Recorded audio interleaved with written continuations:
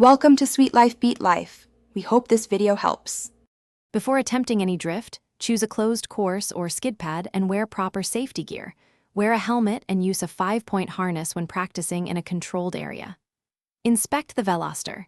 Check brake fluid level, steering play, and ensure the rear sway bar is not locked. Set tires for predictable slip.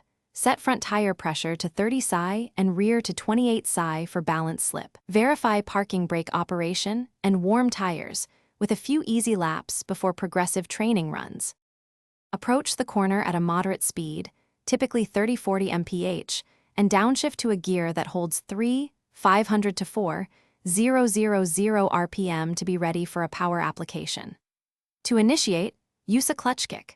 Depress and quickly release the clutch to spike engine torque and brake rear traction, or combine a light handbrake pull with a quick steering input for tighter corners. Immediately apply 10-15% throttle to maintain wheel spin and begin countersteering to catch the rear.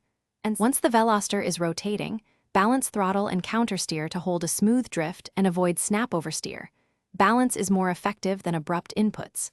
Feather the throttle between 10% and 40% to increase or reduce drift angle progressively, and correct with small steering adjustments rather than large jerks.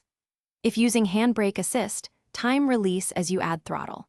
To exit, gently reduce throttle, straighten steering toward the desired line, and release the handbrake, while ensuring traction returns progressively for a controlled recovery.